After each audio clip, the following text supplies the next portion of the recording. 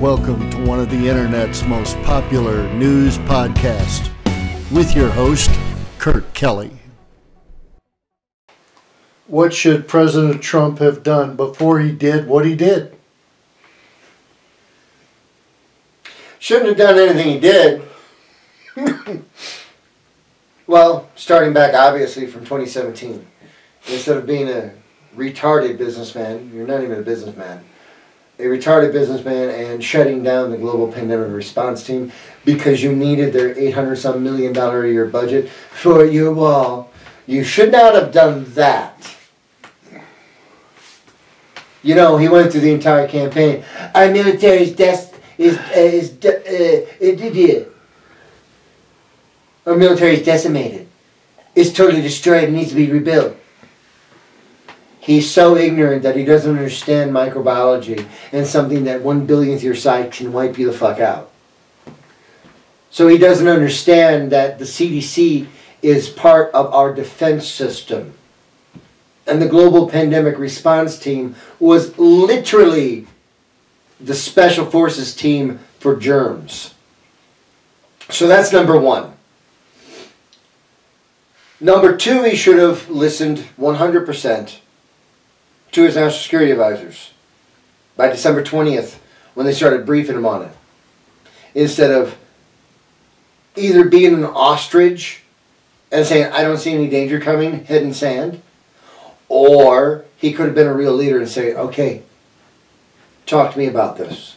What does this mean? What is this? What do we need to do? If he hasn't already kicked all these people out of the government, you know, because he's a businessman, he doesn't like people standing around. If he hasn't kicked all these people out of the government, they could easily have put into place a SNAPCon procedure for pandemic outbreak. We've had this procedure on the books since the 60s. This is not hard. You didn't need to do anything. You simply need to put into motion what our advanced nation has developed over the last 200 years of existence. You're not the first person to deal with a pandemic. We have people to listen to. But unfortunately, as Mika Brzezinski asked him, who do you advise? Who do you go to for advice? I really only go to me. I mean, my uncle taught at MIT. It was a big deal. Can you really challenge his brain?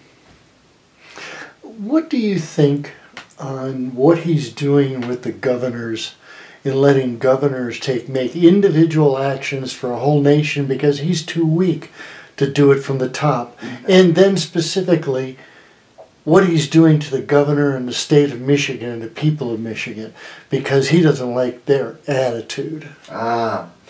You hit the nail on the head there. Weak. But before we get to that, let me finish the answer to what he should have done. Okay. He should have looked at Larry Kudlow. He should have looked at Steve Mnuchin. He should have looked at Dr. Fauci. And he said, we need to make a plan for this. And he needed to have been strong enough to be a leader in the moment and being able to analyze the energy of what's already happened before it got to America. Question. Donald Trump, do you know the level of energy it takes to shut down not just Wuhan, China, but about 10, 12 different very large cities in China? Do you have any idea what level of energy it takes for government officials to say, we need to lock this place down? No, you do not know the level of energy it takes to do that. So therefore, you're woefully ill-prepared. You're outside of your depths. You should have listened to experts. You should have just listened to the damn experts. But he didn't. Because he's filled with hubris, and he's filled with arrogance, and he's a narcissist and a sociopath.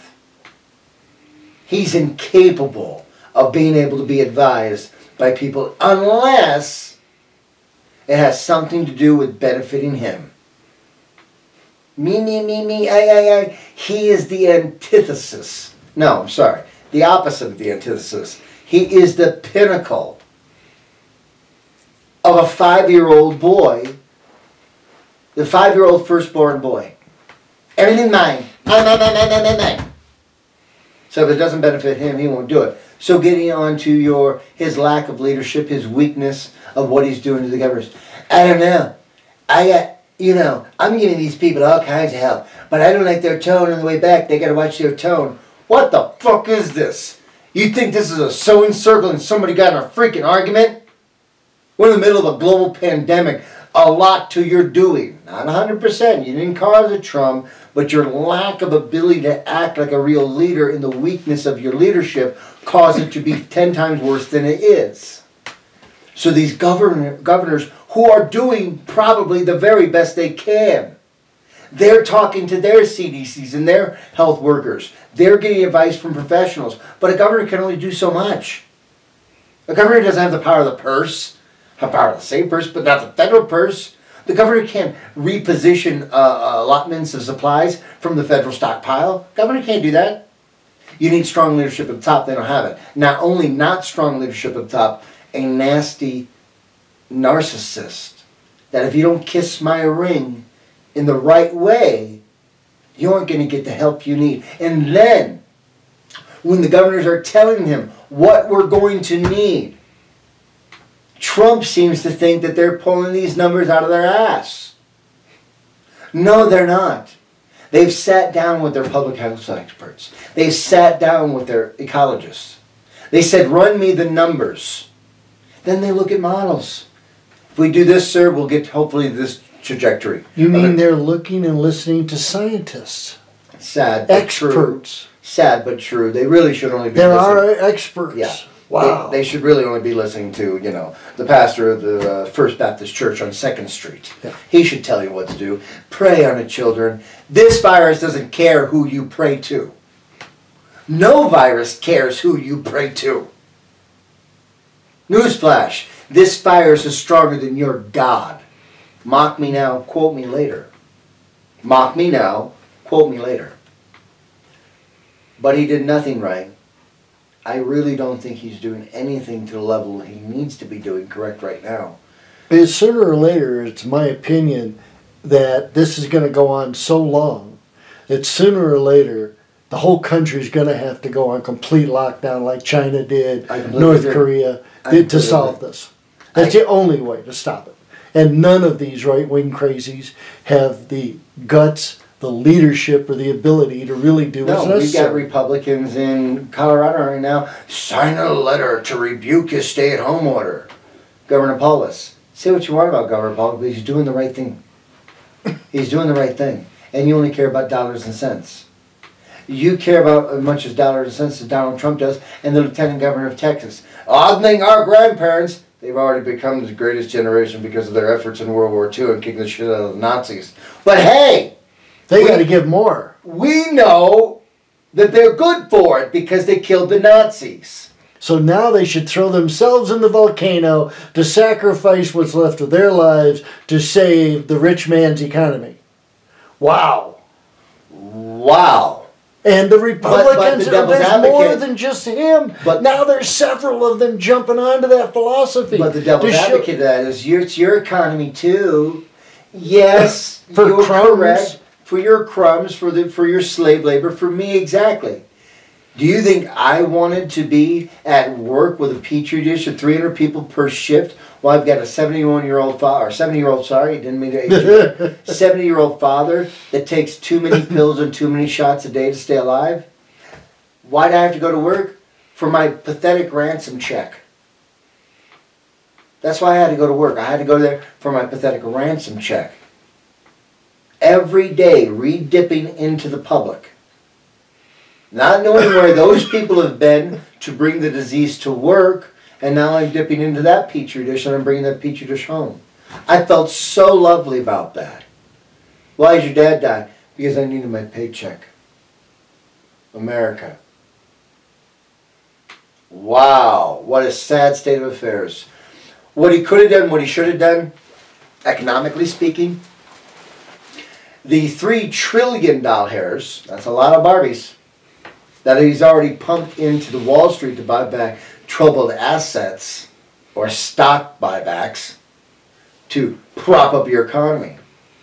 For every $1 trillion they spend in the stock market, they could literally 100% legitimately give every living American citizen $4,100. Every living American citizen, not even head of household, not one check per family bullshit. Every living American citizen. What about the 5 billion illegals? We don't have 5 billion illegals, you fucking retard. We have about 11 to 15 million illegals, idiots. And I'll even throw them in, no problem. $4,100 per trillion given. 3 trillion, that is $12,300. He could have, at the very beginning of this, made a proper presidential address from the Oval Office, to which now is stained forever. He could have calmed the nation down. He could have said, here's what we're doing. We're giving every living American $12,300. Right now. It'll be out in 2 weeks. You are to stay in place. This is going to be a very troubling, hard, emotional time for our nation. But we are going to come through this together. The financial assets for you to get through this problem are going to be taken care of. The Congress is going to pass a business stimulus package also to shore up small businesses and some of our large corporations, to which, okay, heavy restrictions are going to be on this money and tight oversight. This is not a giveaway to the billionaire class. We're shoring up the American people. We're shoring up our small businesses, and we are going to take care of our large corporations, but it's not going to be a giveaway. We're probably going to spend somewhere in the neighborhood of $6 to $7 trillion on this package. When they're going to spend on their just foolish corporate giveaways, they're going to spend more than that. Anyway. No, they're well on that track to do so. Well on that track. And I guarantee you, every household, a family of 4 getting $84,000 fucking dollars. $84,000 fucking dollars. They've got nothing to worry about for the next 6 months. Thank you. And we could have gotten through this, got our economy going. People would have still had money in their pockets, and we could have started moving, and it would have exploded, just like you said. It would have exploded because people would have had plenty of residual income to go out and start buying, and that would have helped the world out. Because once again, back to a supply side, demand side paradigm that we're fighting here. If you give the American people the #1 purchaser, I shouldn't say that. China is the #1 purchaser of middle class goods and services. But we're still a strong #2. We used to be #1. We lost that under Obama, so it's not Trump's fault. He just exacerbated it. However, with giving a family of 4 $84,000, when this quarantine's over, the demand would be right fucking there. So the Chinese workers, who make about 70% of our shit, so the Chinese workers can go back to work and start producing that shit that we're going to buy. But in this scenario, $1,200, check. Once. And we're going to give you an extra $300 on your unemployment. And they balked about that. And they didn't want to do that. Republicans didn't want to do that, right? Because it didn't benefit the corporate master. Yeah. However, now you're going to exacerbate the problem down the road. Because you're starving your people. Because I don't want to give anybody money. You're starving your people so when they're out of quarantine, hopefully in the next 2 to 3 months, then they have the money to go out and buy the goods and services to keep your economic system going. But you were too myopic, you were too greedy, you were too, whatever the word you want to throw on there, you were too incompetent, I think is the best one. When you have sociopaths running your economy, this is what you get. Be a sociopath. Absolutely. All his life. He revels in it. He appreciates it. He is God. This doctor that when he turned and said, I am the chosen one, he was not kidding. No, he wasn't. So now the new question is, and I believe the answer to the first question is right. I could shoot somebody in the middle of Fifth Avenue and get away with it. I believe that's correct. But can you kill more Americans than has been killed in every American war combined from the beginning of our nation forward? If we continue with his incompetence, the answer is yes. Well, no, it doesn't mean he'll be president forever. He'll be removed from office. Right. So the answer is no. If he be reelected under that, unfortunately, we won't lose 1 million people before the November time, unfortunately. Fortunately, but we won't get to see that come to fruition. But if he gets reelected, we would. Oh, guaranteed. But unfortunately with Joe Biden too, what leadership are you looking for out of Joe Biden that he's going to be able to take care of this pandemic type stuff? Can't even find him. Can't even find him. And when he does pop up, I mean, I've watched the 6 or 7 he's done, and let me tell you guys, I'm sorry. It's embarrassing. It's fucking embarrassing. So, once going back to what I said in the previous video, yeah, if Bernie was in the lead and the DNC didn't blah, blah, blah, blah, blah, if he was in the lead for the delegates right now, I wouldn't be too concerned because I knew I would know a competent captain of the ship would be coming in. Let's go back through every president of my lifetime and just do a quick competency check. Reagan. Yeah. Semi at best. Yeah, semi at best. And his first term. Yeah, second second term, he real was bad. totally losing it. Right. Even in books and everything, they can pray all they want to Reagan. Right. You know, hallowed be his name. He was just sitting there. He was just sitting there. Yeah, he was drooling and out of it. Poppy Bush. Competent. Competent. I see no problem in his competency. I have a problem With his judgment, leadership, his involved, leadership. but that's not competency. But he's Can totally I run the office to the level it needs to be ran? Answer is yes. Clinton, Yes. not a chance in hell. He's 100% competent. Brilliant. Yeah. I You may not like him. I would throw him into a volcano and his entire family. But I'm calling balls and strikes here. I don't care how much I hate the person. He's a competent man. Yep. Bush Jr. Junior, as much as I disliked him, when I look at this, I have to go moderately competent. Moderately competent. Not full 100% everything, but he was moderately competent. And he did have smart people around him. Yes. I hate Hammer. And he all to listened. death. And he listened to smart people and scientists. I Yes. hate Cameron Look Carl what Rove he all did. day long. Yeah, look what he did in Africa with AIDS and everything else. Right. That took effort. It took direction. Unlike this clown we have now, which Obama. is only interested Okay. in. Oh, did you we gotta talk finish this. nicely to me? We have to finish it. Yes. Obama. Totally competent. Totally competent. Again, I throw him into the volcano, but he's competent. He was a leader that the Of course. country needed and could follow. Yes. Hey, Joe, you remember in 2008 when that crisis happened with the financial crisis? What did Obama do? Your running mate, you should remember this. He immediately, over the next 3 or 4 weeks, he held financial roundtables with the smartest and the brightest, Warren Buffett, several other people like that. He acted like a leader in the middle of a crisis. That's what Obama did. Where are you, Joe? You're at home playing tiddlywinks? Had to get that off my chest. But that proves Obama's competency. I remember you in 2008, living in Fort Wayne. He's acting like a president now. He sees a problem and we need to act as presidential as you can. Joe's at home with his little studio, and they're not smart enough to zoom in on his face. They show all the lights that are around you right now. Whatever. But Trump's not competent. No. He's he reminds me We're of, falling deeper and he deeper reminds into me of an young oligarchy. Frankenstein. Yeah. Where'd you get the brain? Abby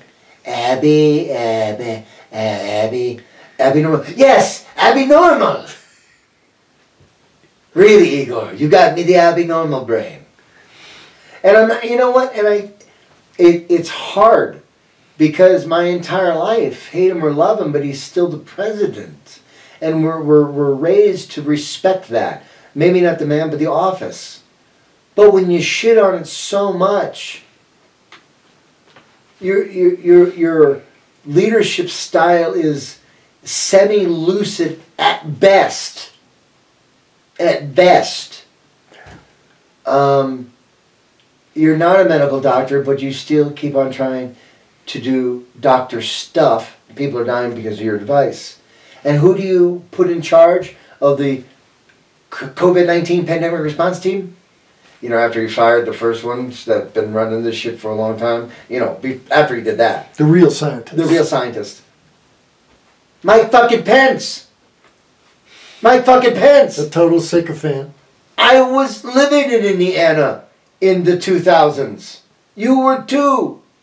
When a HIV outbreak popped up around the state. We know what our governor did. We're going to pray on this. And that was his response. All G.D. Gold we did not have the largest HIV outbreak in U.S. history. Another 1,977 cases of HIV in Indiana because his praying on it. Wow. It's unfortunate that they're so incompetent and people are going to lose their lives and our economy is going to be totally destroyed. But don't worry. The banks, corporations, and Trump's personal friends, they'll be bailed out so hardcore they won't even know. My true fear of this is if we lose the petrodollar standard, the world reserve currency standard. If we do that, if that happens, if America no longer holds world reserve currency status, well, you better buy bread at noon. It's going to be twice as expensive by 6 o'clock. That can't happen. Go find a German that's about 75 years old and ask him that. Oh yes, I remember my shop. I was working at a small tool shop and my boss would pay me in cash at noon so I could run home to my wife so she could go buy bread by one. Real stories from real Germans. Hyperinflation. So that's another thing we got to watch out for too. But right now with current leadership, 30 states not doing anything to tamp this down. Republicans wanting to open the country up as soon as humanly possible. Oh, none of this is going to end well. I don't want to talk about you spring breakers. I want to do a riff on you spring breakers. Please. I've done the spring break circuit before, and it was fun. No bullshit. Tallahassee, Daytona, South Beach. Never got to LA. But Florida hardcore. And I understand the importance of spring break. I got you. But what you sons of bitches did is you, in the middle of a pandemic that's already been circulating around the nation pretty much undetected for the last 2.5 to 3 months, you took your happiness, jello shots, and pleasure stick over Gam Gam. That's what you did. Same with Mardi Gras in New Orleans. Same with Mardi Gras in New Orleans. Democratic mayor and Democratic governor. Yeah, my partying means more than the lives of my children or anything else. I am totally selfish. Yeah. But then what did we find out last night from teachers? Before I was just on the students. I wouldn't presume the teachers would be dumb enough to join. People that are well educated, science-based, knowledgeable, intelligent people. That are teaching their children. Yeah. And they were going in droves. My sister works in a school corporation in America. And she told me last night, because I was going on this riff with the students in her school. And she told me 5 teachers from her school not only went down to spring break in Florida, party their little katushies off, but they came right back to work. I don't even know what I want to call these people. I don't even know what I want to call these people because is it too much ignorance? Too much selfishness? Do you think they really knew? Oh, could it have helped just a little bit for the teachers and the educators of this nation to know if this thing was real or fake or they need to be concerned about it or not? Wouldn't have helped just a little bit for the President of the United States at that very time when spring break was about to pop off, not to be going around the country at his KKK rallies saying, the new Democratic hoax, the new Democratic hoax, Corona. It might have helped a little bit, don't you think?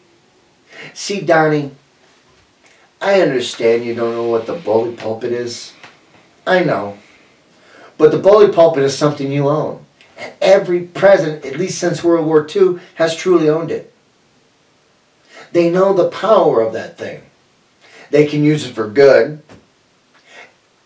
And I'm not going to say you use it for evil, but you use it for ignorance. You don't understand the microphone you're attached to. And when the president says something is a hoax or not a hoax, a certain segment of your population is going to live on your every word. As I've lived on every word of every president of my life, as you've lived on every word of every president of your life.